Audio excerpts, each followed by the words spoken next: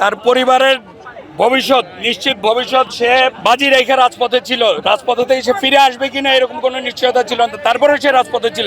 আজকে বিএনপি ক্ষমতায় আসার পর সন্ত্রাসীদের হামলায় সে মৃত্যুবরণ করে। আজকে যারা এই হত্যার সাথে জড়িত তাদের ফাঁসির দাবিতে আজকে আমাদের এই বিক্ষোভ মিছিল।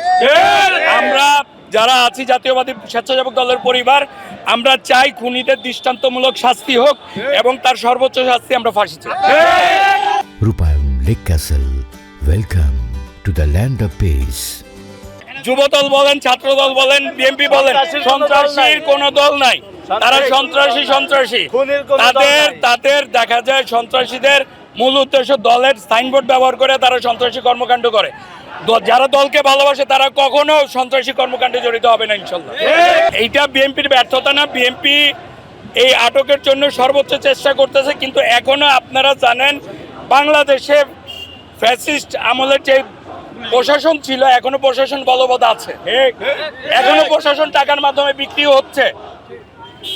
আজকে জনাব তারেক রহমান, আমাদের প্রধানমন্ত্রী জনাব তারেক রহমান, উনি ডাইরেক্ট জিরো টলারেন্স দিচ্ছে কিভাবে মাদকের উপর, চাঁদাবাজির উপর, কিন্তু এখনো পুলিশের সহযোগিতায় এই কাজগুলো হচ্ছে। তারেক রহমান একা যদি আপনারা তারেক রহমানকে সহযোগিতা না করেন তার পক্ষে বাংলাদেশকে সঠিক বাংলাদেশ বানানো সম্ভব হবে না। সে কোন দলের বা কোন সংগঠনের সেটা আমাদের দেখার বিষয় নয়। সে একটি অপরাধী, সে অন্যায় করেছে, আমরা তাকে অপরাধী বলে আমরা চিনি। আমরা চাই বাবুর সর্বোচ্চ শাস্তি এবং বাবুর সাথে যারাই এই খুনে জড়িত ছিল তাদের ফাঁসি এবং সর্বোচ্চ সাজা আমরা দাবি করছি।